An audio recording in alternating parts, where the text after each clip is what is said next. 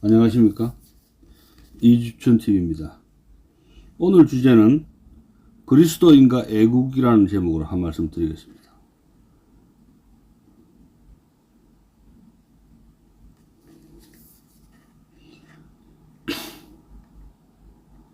기독교에는 국경이 없으나 그리스도인에게는 조국이 있다라는 말이 있습니다.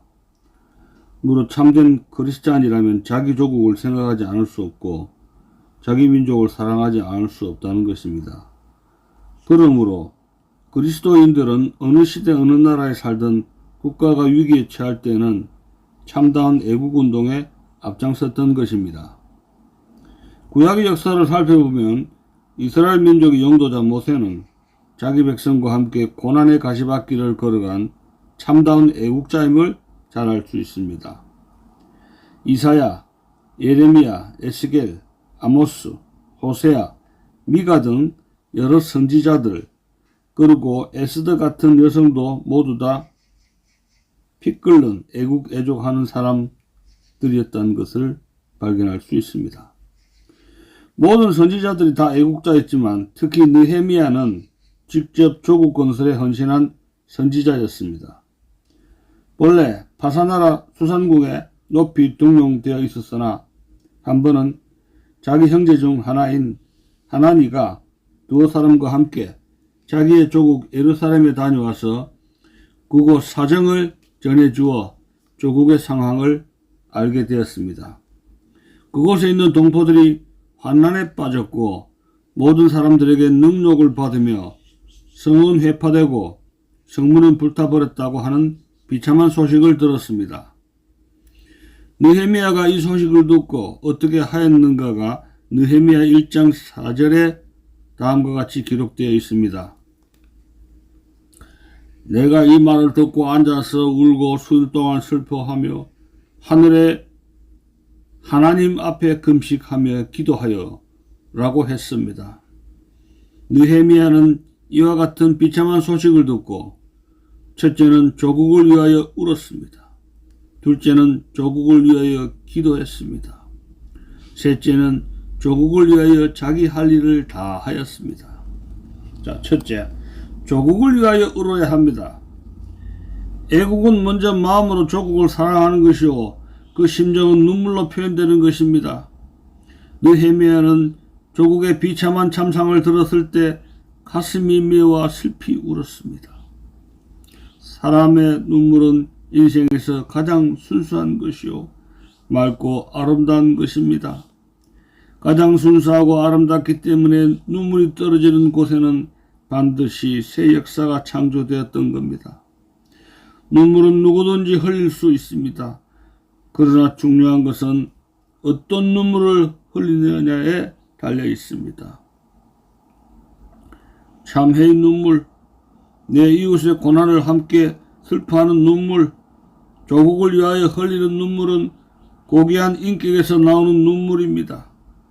수많은 사람들이 자기의 외로움과 서름으로 인하여 눈물을 흘리면서도 조국을 위하여는 한 방울의 눈물도 흘린 적이 없는 사람도 있습니다. 느헤미야는 자신으로 인하여 눈물을 흘린 것이 아닙니다. 자기의 조국을 위한 눈물도 아니었습니다. 그의 눈물은 민족과 조국을 위한 눈물이었던 것입니다. 눈물의 여자인 예레미야도 조국을 위하여 울었습니다. 천연의 백성의 파멸을 인하여 내 눈에 눈물이 시내처럼 흐르도다.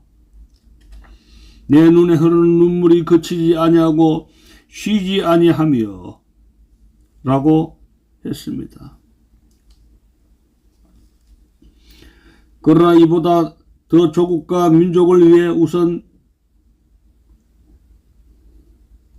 우신 그리스도의 통곡이 있습니다. 예수님께서 감람산을 넘어오시다가 예루살렘을 보시면서 예루살렘아 예루살렘아 선지자들을 죽이고 네게 파송된 자들을 돌로 치는 자여 암탉이 제 새끼를 날개 아래 몸같이 내가 너희의 자녀를 모으려 한 일이 몇 번이냐. 그러나 너희가 원치 아니하였도다. 보라, 너희 집이 황폐하여 버림바 되리라. 누가복음 13장 34에서 35절입니다. 통곡하신 것입니다. 우리 인간의 눈물에는 거짓이 섞여 있을 수 있지만 예수 그리스도의 눈물이야말로 자기 백성의 멸망을 보시고 견딜 수 없는 비통에서 복받쳐 나온 눈물이요 사랑의 눈물이며 구속자로서의 희생까지도 감당하실 눈물이었습니다. 이 예수 그리스도의 눈물이야말로 참으로 거대하고 거룩한 것입니다.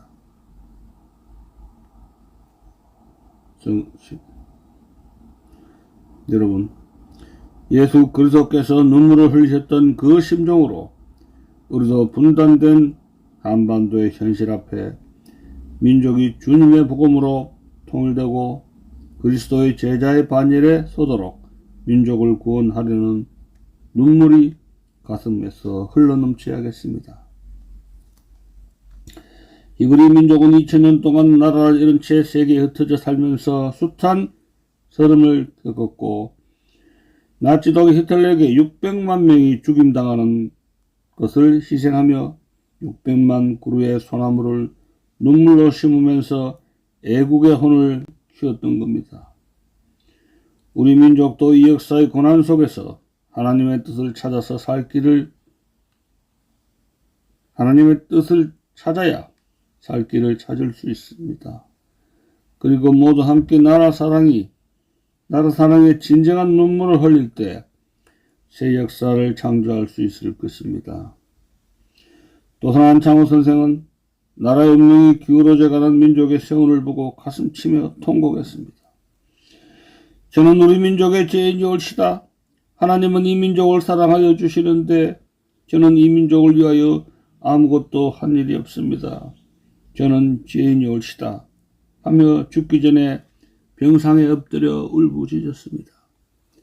한 번은 안창호 선생이 일본 관원을 피하여 평안도 어느 시골에 운동하고 있을 때였는데 그날 밤 잠자리에서 비단 이부자리를 부둥켜 안고 내 동포 내 형제 그리고 애국의 동지는 만국의 한을 품고 이 밤도 영만리 해역에서 노숙하며 떨고 있는데 나는 편안한 잠자리에 있구나 라고 하면서 잠 못 이루고 눈물을 흘렸다고 합니다. 이 민족을 사랑하기에 흘리는 뜨거운 눈물이 우리에게도 있어야 하겠습니다. 둘째, 조국을 위하여 기도해야겠습니다. 나라와 민족을 위한 눈물도 중요하지만 나라를 위한 기도는 더욱 중요한 것입니다. 6.25 동란이 이 민족에게 덧없는 참상이었으나 유엔군의 도움으로 38선 이남이라도 회복할 수 있었던 것은 하나님의 백성들이 상간백지 토굴 속에서 그리고 피난 행렬 가운데 눈물로 드린 기도의 힘이라고 할 수 있습니다.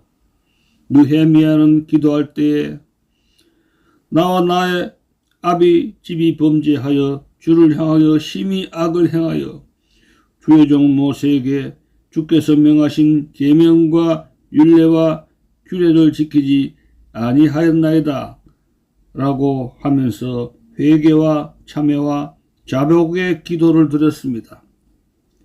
그리스도인은 자신의 조국을 위하여 기도해야 합니다. 그리스도인이 할 수 있는 조국을 위한 헌신과 최대의 봉사는 기도하는 것입니다. 기도는 전능하신 하나님의 능력이 나타나는 통로입니다. 국가의 운명이 하나님의 손에 있다고 믿는다면 하나님의 도우심을 구하는 기도를 해야 할 것입니다. 모세는 자기 민족을 사랑하였기에 죄악에 빠진 백성을 위해 슬프도소이다. 이 백성이 자기들을 위하여 금신을 만들어 싸우니 큰 죄를 범하였나이다. 그러나 합의하시면 이제 그들의 죄를 사하여 주옵소서. 그렇지 않사오면 원컨대 주의 거룩하신 책에서 내 이름을 주어버리옵소서 하고 기도했습니다. 예레미야 33장 2절에 이를 행하는 여호와, 그것을 지어 성취하는 여호와, 그 이름을 여호와라 하는 자가 이같이 이르노라. 너는 내게 부르짖으라. 내가 너에게 응답하겠고 네가 알지 못하는 크고 비밀한 일을 너에게 보이리라고 하였습니다.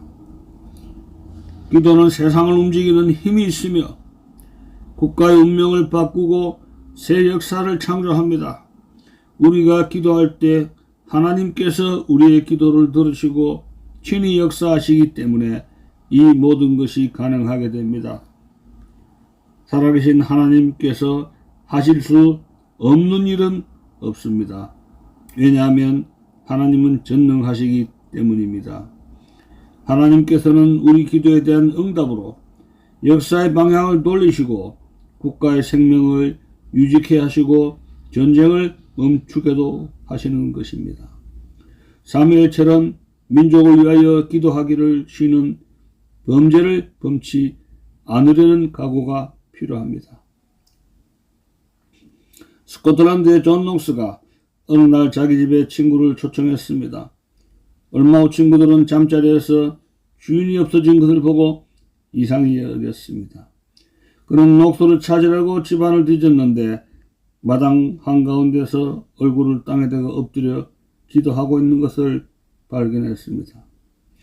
그때 녹스는 애통하며 간절하게 오 하나님이여 나에게 스코틀랜드를 주시옵소서, 아니면 이 생명을 거둬 주소서 라고 간구하는 것이었습니다. 그의 기도는 한나라의 운명을 놓고 백성을 대신하여 생명을 바치고자 하는 것이었습니다. 메리 여왕은 1만 군대보다 존 녹스의 기도가 더 힘이 있다고 평가할 정도였습니다. 국가는 기도로 틀을 닦고 세워지며 기도로 성을 쌓아야 합니다.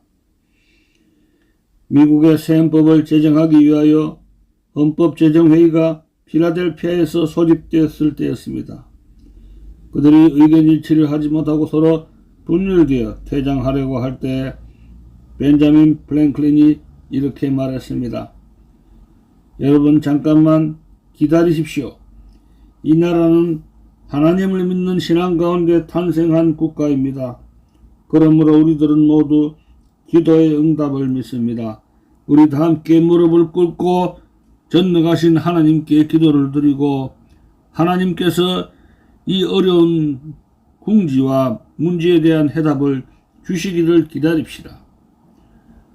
그들은 무릎을 꿇고 기도를 드렸고 드디어 불후의 문서인 미합중국 헌법을 제정하게 되었습니다. 기도하면서 세운 헌법은 국민의 자유와 권리를 보장하고 기도로 세운 나라는 번영합니다. 그래서 미국의 국회 의사당에는 기도실이 따로 마련되어 있다고 합니다. 2차 대전 때 30만의 영국군은 프랑스 해안 덩커크에서 독일군에 포위되어 살아날 까망이 전혀 없었다고 합니다. 이때 영국 왕 조지 6세는 전 국민에게 기도하기를 호소했고 윈스턴 처칠 수상도 웨스트민스터 대성당 성가대석에 앉아서 하루 종일 부르짖으며 기도를 드렸습니다. 이 기도가 하늘에 상달되었고 전에 없던 폭풍우가 휘몰아치기 시작했습니다. 그리하여 독일군 탱크가 구렁텅이에 빠지고 비행기는 꼼짝도 할 수 없었습니다. 바로 이때 영국의 상선과 군함이 총동원되어 포위되어 있던 영국군을 무사히 구출해 내었다고 합니다. 영국이 멸망당하지 않고 살아난 것은 영국 국민의 기도를 들으신 하나님께서 도움의 손길을 펴셨기 때문이었습니다. 우리는 우리 민족과 국가를 위하여 하나님께 간절히 기도해야 합니다. 진실로 그리스도인의 애국은 기도하는 것입니다. 우리는 먼저 우리 자신이 지은 죄를 자복하는 기도를 드려야 합니다. 우리가 죄를 회개하지 않는 한 우리의 기도가 하늘에 상달될 수 없기 때문입니다. 오늘 우리는 나라를 사랑하지 못한 죄를 자복하고 회개해야 할 것입니다. 하나님 앞에서 바르게 살지 못한 죄를 자백하고 회개하며 기도해야 합니다. 셋째, 조국을 위하여 할 일을 찾아야 합니다. 선지자 느헤미야는 멸망한 조국 예루살렘을 위하여 울고 금식하며 기도하는 것으로 끝내지 아니하고 그 성을 재건하는 일에 몸소 앞장을 섰습니다. 사람들은 그를 이스라엘 자손을 흥왕케 하는 사람이라고 생각했습니다. 오늘 우리에게는 참으로 느헤미야와 같은 애국자가 절대적으로 필요합니다. 미국 케네디 대통령은 국민은 국가가 무엇을 해주기를 바라지 말고 내가 국가를 위하여 무엇을 할 것인가를 생각하라는 명언을 남겼습니다. 김구 선생은 할 일을 찾는 백성은 흥하고 원망할 것을 찾는 백성은 망하게 된다고 하였으며, 나는 감옥에서 뜰을 쓸고 유리창 닦을 때마다 하느님께 우리나라가 독립하여 정부가 생기거든 그곳에 뜰을 닦고 유추장을 닦는 일을 해보고 죽게 하소서라고 기도하였노라고 했습니다. 애국자요 교육자인 이승훈 선생은 죽으면서 내가 죽거든 이 몸을 땅속에 묻어 썩히지 말라. 이 몸을 시험관에 넣어 연구자료로 쓰라고 유언했습니다. 나라와 민족을 위하는 길이라면 죽은 몸까지도 바치겠다는 심정을 표현한 것입니다. 오늘날 전세계 이몽이 집중된 기적의 나라 이스라엘이 300만의 인구로 1억의 아랍과 대결하여 싸워 이기는 것은 그들의 애국심 때문입니다. 1963년 이스라엘 전쟁이 발발하자 미국에 유학 갔던 이스라엘 유학생들은 모두 다 본국으로 돌아가기 위해 귀국 신청을 했습니다. 그러나 이와 반대로 아랍 학생들은 본국에 돌아가지 않으려 가증부정한 짓을 다했다고 합니다. 우리는 이 민족을 위하여 일할 사명이 주어질 때 회피하지 말아야 합니다. 특별히 기독교인들은 이 민족 양심을 지켜야 합니다. 미국의 저명한 사상가요 문필가인 헨리 소로는 다수의 사람은 육체로 국가에 봉사한다. 소수의 사람은 두뇌로 국가에 봉사한다. 극소수의 사람은 양심으로 국가에 봉사한다라고 말했습니다. 진정한 애국자는 양심으로서 국가에 봉사합니다. 이것은 눈에 보이지 않는 일이지만 나라를 버티게 하는 기둥과 같은 것입니다. 양심을 지키면서 사는 사람들이 살아갈 때 나라가 망하게 되는 것입니다. 참으로 이 나라를 위하여 우리가 할 일은 복음을 전하는 일입니다. 북한 공산주의자로부터 이 나라를 지키는 길은 오직 신앙으로 이 백성을 무장시키는 것입니다. 이 나라의 가장 시급한 일은 경제적인 부의 축적도 중요하지만 더 중요한 것은 심령 부흥운동입니다. 교회가 부흥되지 않고서는 진정한 의미에서 나라도 부흥될 수 없습니다. 영적인 부흥이 일어나지 않고서는 나라도 축복을 받을 수 없습니다. 이 땅의 모든 병폐와 고통의 원인은 국민들이 하나님을 멀리하는 데서 찾아오는 것입니다. 하나님 앞에 올바르게 행한 국가치고 멸망당한 국가는 없습니다. 그러나 한 국가가 하나님을 잊어버릴 때 그 국가는 결국 멸망하고 맙니다. 요한 웨슬리에 의하여 영적 부흥이 일어남으로써 영국은 번영하게 되었고 루터의 종교개혁이 독일을 문명국으로 이끈 것입니다. 우리나라도 삼국시대에는 불교가, 조선시대에는 유교가 국가 운명의 주동적 역할을 담당했던 것처럼 신생 대한민국에 있어서 기독교가 국가의 운명을 책임지고 담당해야 하는 것은 역사적 필연이기에 우리는 더욱더 큰 책임감을 느껴야 할 것입니다. 함석원 선생의 뜻으로 본 한국 역사를 읽어보면 유교는 관혼상제의 의식을 지켜주었고 불교는 산천기도의 아들을 낳게 해주었는데 기독교는 무엇을 하고 있나? 라는 질문을 던지고 있습니다. 기독교가 태평양의 물결을 끊으며 압록강의 얼음을 밟으며 이 나라 역사의 가장 고된 고비에 들 무릎에 건너온 것은 민중을 건지고 민족혼을 깨우기 위한 것이 아니었습니까? 그런데 오늘날의 기독교는 그때 이 고난의 짐을 지고 넘어지고 쓰러지는 한국 역사의 어린 양을 위해 구레네 시몬이 되었었는지 십자가를 지고 있었는지를 물으며 그 역사적 사명을 상기시키고 있습니다. 교회는 이 백성에게 진실과 희망과 믿음을 주며 세상의 소금이 되고 어두운 역사를 비추는 빛이 되어야겠습니다. 이 백성들은 우리의 복음의 발걸음을 요청하고 있습니다. 이제 그리스도인들은 겸손히 무릎을 꿇고 마음을 열고 죄를 진정으로 회개하며 잃어버린 양들에게 부지런히 그리스도를 증거해야겠습니다. 먼저 교회에서 다시 영적인 부흥이 일어나고 또한 전국 방방곡곡으로 복음이 퍼져나가야 할 것입니다. 이 민족을 사랑하시는 하나님께서 오늘 이 시간 이 재단에 우리들을 바라보고 계신다는 점을 우리는 명심해야 할 것입니다.